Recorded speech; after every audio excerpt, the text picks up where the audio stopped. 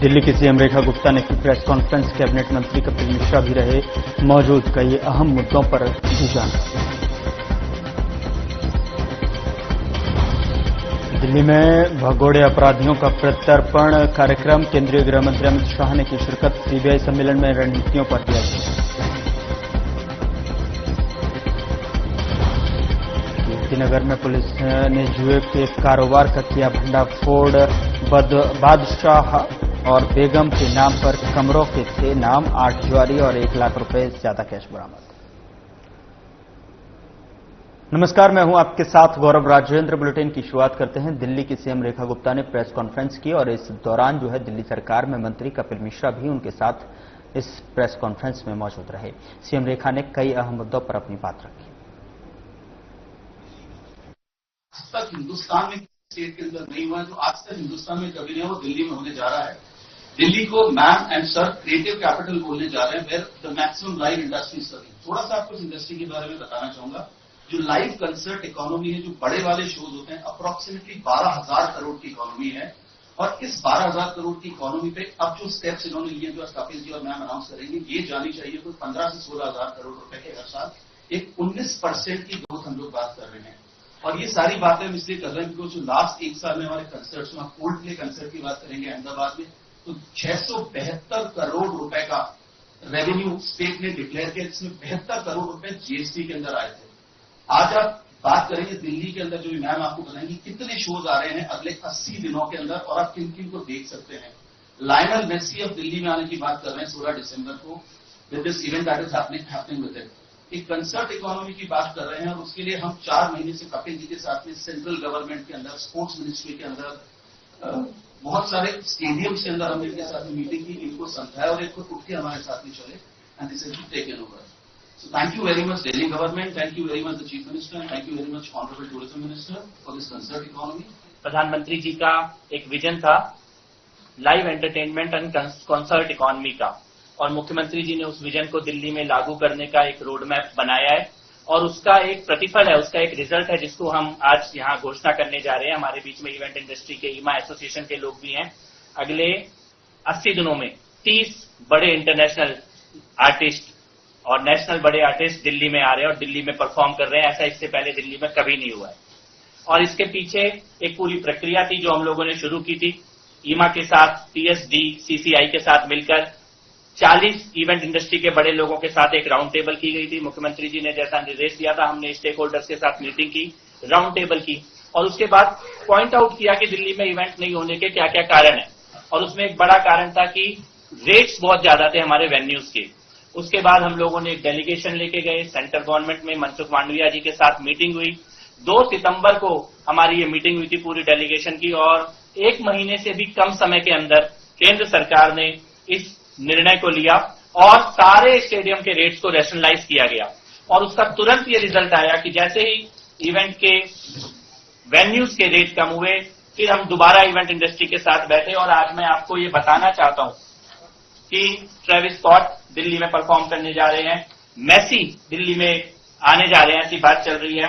कृष्णा दास, तलविंदर, राधिका दास, एकॉन, जॉनिका, ये एपी डिलॉन, ये सब लोग अगले 80 दिन में दिल्ली में परफॉर्म करने जा रहे हैं। और ये केवल शुरुआत है, और इससे भी बड़ा हमारा रोड मैप है जो प्रधानमंत्री जी का विजन है, और मुख्यमंत्री जी ने जो प्लान दिया है दिल्ली टूरिज्म को, दिल्ली आर्ट एंड कल्चर को, उसको हम लोग इम्प्लीमेंट करेंगे। और इसकी बाकी आगे का हमारा रास्ता क्या है, कैसे हम यहाँ तक पहुंचे, इसके बारे में मैं निवेदन करूंगा मुख्यमंत्री महोदय से।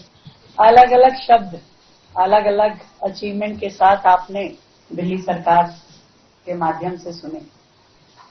कल जब पटाखों की परमिशन माननीय कोर्ट द्वारा दी गई, तो हमने अपनी प्रतिबद्धता दिखाई कि परंपरा भी और पर्यावरण भी। जब हम दिल्ली में एक भारत श्रेष्ठ भारत के नाते और अलग अलग कल्चरल इवेंट, जैसे हमने तीज भी की, हमने करवा चौथ भी किया, अलग अलग कॉन्सर्ट चलते हैं दिल्ली सरकार के माध्यम से, कहीं मैंगो फेस्टिवल की बात हम कार्यक्रम करते हैं, तो लगातार सरकार अपनी विरासत को भी किस तरीके से आगे बढ़ा रही है, अपनी परंपराओं को, अपने त्योहारों को। और दिल्ली में एक पूरी तरीके से उत्साह और खुशी का माहौल हर राज्य के उत्सव हमने मनाए और आपने देखा कि हमने विरासत भी और विकास भी, ये स्लोगन अपने दिल्ली के लिए दिया। अब एक अगले फेज में हमने दिल्ली को लेके जाने की कोशिश की है, वो है क्रिएटिव कैपिटल। दिल्ली में कहीं ना कहीं लोगों का उत्साह बहुत खत्म हो गया था।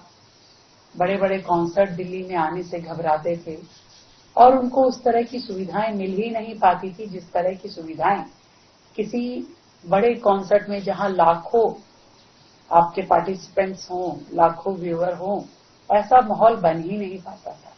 जब उस दिशा में सरकार ने सोचा और काम करना शुरू किया तो हमने केंद्र सरकार द्वारा संचालित जितने हमारे स्टेडियम्स हैं और दिल्ली सरकार द्वारा भी जितने स्टेडियम्स रन हो रहे हैं, उन सबके सबसे पहले हमने रेट कम किए और फिर वो सारी डेफिशिएंसी, जितनी सुविधाएं हमारे इन ऑडिटोरियम्स में या स्टेडियम्स में कम थी, उन सबको रिवाइव करने के लिए हमने काम किया।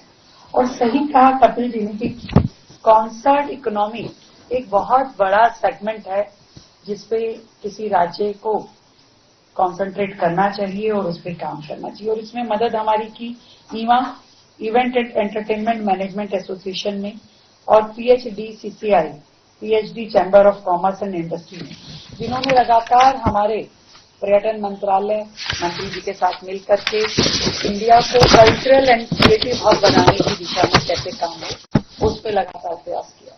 और धन्यवाद करना चाहते हैं हम आदरणीय मोदी जी का, केंद्र सरकार का, मनसुख मांडविया जी का, जिन्होंने हमें इसमें बहुत सहयोग किया और सभी केंद्र सरकार के अपने जो अधिष्ठान हैं वहां पे रेट कम किए। और बहुत ही इन सारे इवेंट्स के माध्यम से दिल्ली को इवेंट फ्रेंडली सिटी बनाने का जो हमारा ध्येय है उसको हम पूरा करें। तो अब जवाहरलाल नेहरू स्टेडियम हो, IG स्टेडियम हो, नेशनल स्टेडियम हो, त्यागराज हो, छत्रसाल हो, इन सब के रेटों में हमने सुधार किया है। सारे ये वेन्यूज का टैरिफ अब पहले से कई गुना कम रहेगा। सिंगल विंडो सिस्टम एक हमारा गुड गवर्नेंस का एक बहुत बड़ा टूल है। सिंगल विंडो सिस्टम जिसको हमने कावड़ के समय उपयोग किया, जिसे हमने रामलीला कमेटियों के टाइम उपयोग किया, जिसे हमने दुर्गा पूजा के लिए दिया और अब छठ समितियों के लिए दी। तो सिंगल विंडो सिस्टम के माध्यम से ईज ऑफ डूइंग बिजनेस भी हम लगातार कर रहे हैं। हमने 24/7 रेस्टोरेंट्स के लिए और बिजनेसेस के लिए, आपकी दुकानों के लिए भी 24/7 दिल्ली को चलाने का निर्णय लिया। और ऐसे ही सिंगल विंडो सिस्टम हम इवेंट्स को भी सारी फैसिलिटीज देंगे ताकि कोई भी इवेंट होस्ट करने वाले लोग दिल्ली को सबसे अधिक सुविधाजनक माने अपने इवेंट के लिए। अभी आपको ध्यान में आया कि अगले 70 दिनों में कितने बड़े बड़े 30 इवेंट्स जिसमें लाखों लाखों लोग अपना पार्टिसिपेशन करने वाले हैं। और दिल्ली को हर तरीके से, टूरिज्म को हमने कहा था कि दिल्ली देश में कोई भी व्यक्ति आए तो वो दिल्ली देखे बिना ना जाए। जैसे लोग अगर तो लंदन जरूर जाएंगे, फ्रांस जाएंगे तो पेरिस जरूर जाएंगे, तो हमारा टारगेट है कि भारत में जो भी आए उसका ये लक्ष्य जरूर होना चाहिए वो दिल्ली में आए। टूरिज्म विभाग लगातार इसके काम कर रहा है और इवेंट हमारा एक उसका दूसरा सेगमेंट है। और इन आयोजनों के लिए विश्व स्तरीय इंफ्रास्ट्रक्चर, सुरक्षा, लॉजिस्टिक सपोर्ट पूरी तरीके से दिल्ली सरकार देगी, सहयोग भी और सुविधा भी। और मोदी जी का विजन जो है उसके माध्यम से दिल्ली को आगे बढ़ाया जाएगा। अब रिस्ट्रिक्शंस नहीं होगी, अपॉर्चुनिटीज होगी, और अब ऑब्स्टेकल्स नहीं होंगी, सक्सेस होगी। तो आत्मविश्वास के साथ दिल्ली बढ़ेगी और पूरे देश में जो लगभग 150 अरब का ये लाइव एंटरटेनमेंट इंडस्ट्री है उसमें दिल्ली का जो शेयर बनता है 2,500 से 3,000 करोड़ का, दिल्ली जरूर उसे अब गेन करेगी। और अपने क्रिएटिव दिल्ली के लिए मैं चाहती हूं कि सभी दिल्लीवासी तैयार हो जाएं। बहुत सारे कॉन्सर्ट्स हैं, बहुत सारे इवेंट है, फेस्टिवल टाइम है, सब लोग मिलकर के अब एंजॉय करें। पूरे देश के लोग दिल्ली में आएंगे, पूरे विश्व के लोग दिल्ली में आएंगे और दिल्ली तैयार है उनका स्वागत करने के लिए। Thank you so much. हाँ, एक चीज और मुझसे मिस हुई। दिल्ली में हम इवेंट वेन्यू, मतलब जहां लाखों लोग इकट्ठे एक टाइम पे किसी कॉन्सर्ट में, किसी इवेंट में पार्टिसिपेट करें। ऐसे इवेंट हम डेवलप करेंगे जो कि वर्ल्ड क्लास फैसिलिटीज के साथ होंगे, जहां बड़े बड़े इवेंट हो पाएंगे। दिल्ली अब इवेंट फ्रेंडली होगी, दिल्ली में लोगों का उत्साह बढ़ेगा और लोग यहां आना चाहेंगे। केंद्रीय गृह मंत्री अमित शाह ने सीबीआई द्वारा आयोजित भगोड़े अपराधियों का प्रत्यार्पण, चुनौतियां और रणनीतियां विषय पर सम्मेलन को संबोधित करते हुए कहा कि आज प्रधानमंत्री मोदी के नेतृत्व में एक सशक्त भारत सुरक्षित सीमाओं के साथ साथ कानून का शासन सुनिश्चित करने की दिशा में आगे बढ़ रहा है। इस सम्मेलन में हम वैश्विक संचालन, सशक्त समन्वय और स्मार्ट कूटनीति को एक साथ लाना सुनिश्चित करेंगे। रणनीतिक सम्मेलन आज शुरू हो रहा है। मैं हृदयपूर्वक सबसे पहले सीबीआई के निर्देशक महोदय को बहुत बहुत बधाई देना चाहता हूं कि इस विषय को उन्होंने अपना विषय बनाकर चुना है।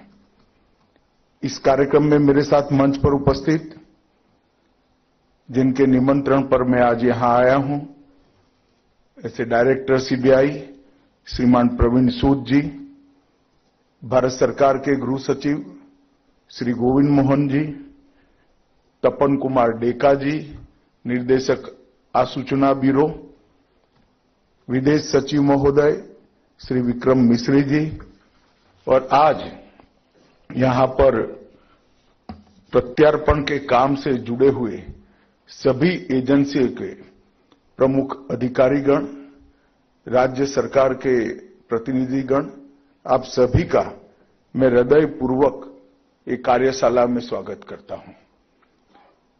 मित्रों, लगभग 1.5 साल पहले मैंने एक विचार रखा था। विचार रखते वक्त इसका रोड मैप क्या होगा, किस प्रकार से आगे बढ़ेगा, लॉजिकल एंड तक किस प्रकार से पहुंचेगा, इसकी कोई सुनिश्चित रूपरेखा मेरे मन में भी नहीं थी। परंतु गृह मंत्रालय और विशेषकर सीबीआई ने इस विषय को बहुत अच्छे तरीके से डेवलप किया और अंततोगत्वा आज इस महत्वपूर्ण कार्यशाला का शुभारंभ होने जा रहा है। हम सब जानते हैं कि हमारा देश विश्व के फलक पर सकारात्मक आत्मविश्वास के साथ आगे बढ़ रहा है, और जब हम सकारात्मक आत्मविश्वास के साथ आगे बढ़ते हैं तब सभी प्रकार की हमारे देश की सुरक्षाओं को, सुरक्षा के सभी आयामों को सुनिश्चित करना हम सब के लिए बहुत जरूरी है। हम भारत में करप्शन, क्राइम और टेररिज्म के खिलाफ जीरो टॉलरेंस तो जरूर रखे, मगर भारत की सरहदों के पार बैठकर ये सभी गतिविधियों को जो चला रहे हैं उनके प्रति भी जीरो टॉलरेंस और वो सभी को भारत के कानून की नेट में लाने का प्रयास, और इसके लिए एक सुनिश्चित तंत्र बनाने की जिम्मेदारी भी हमारी ही है। और ये तंत्र बनाने के लिए बहुत समय से एक प्रकार के वैक्यूम का अनुभव कम से कम मैं तो कर रहा था। ऐसा नहीं था कि प्रोसीजर नहीं थी, ऐसा नहीं था कानून नहीं था, ऐसा नहीं था कि किसी को इसकी जानकारी नहीं थी, मगर एक संगठित प्रयास सभी लोगों का, सभी राज्यों की पुलिस का, सभी एजेंसियों का एक संगठित प्रयास और एक रोड मैप का अभाव दिखाई पड़ता था। और आज इस सम्मेलन के साथ मुझे लगता है यहां से जो एक्शनेबल पॉइंट निकलेंगे वो भारत पोल और हमारी 3 आपराधिक न्याय प्रणाली की 3 नए कानून में जो भगोड़ों के साथ न्याय करने का ट्रायल इन एब्सेंसिया का हमारा जो प्रोविजन है, ये 3 मिलाकर हम किसी भी व्यक्ति को कहां पर भी हो हमारी अदालत के सामने समय पर उपस्थित करने में सक्षम होंगे, इसका मुझे पूरा विश्वास है। मित्रों, हम सबका एक संकल्प होना चाहिए कि अपराधी की चाल कितनी भी तेज हो, न्याय की पहुंच उससे भी ज्यादा गतिवान होनी चाहिए। और मुझे ये कहने में कोई दिक्कत नहीं है कि मोदी जी के नेतृत्व में एक मजबूत भारत सीमाओं की सुरक्षा के साथ साथ रूल ऑफ लॉ की मजबूती सुनिश्चित करने के लिए आगे बढ़ रहा है। और आज global operation, strong coordination, smart diplomacy, ये तीनों का समन्वय ये 2 दिन की कार्यशाला में हम सुनिश्चित करने जा रहे हैं। मित्रों, आज जिस विषय पर ये 2 दिन की कार्यशाला आयोजित की गई है, ये गंभीर भी है, प्रासंगिक भी है और इस पर विचार करने की बहुत समय से जरूरियात भी थी। राष्ट्रीय सुरक्षा, देश की आर्थिक समृद्धि और एक प्रकार से नीतिगत जटिलता से हमें मुक्ति पाने के लिए इस सम्मेलन में हुई चर्चाएं और सुझाए गए उपाय बहुत लाभप्रद हो गए।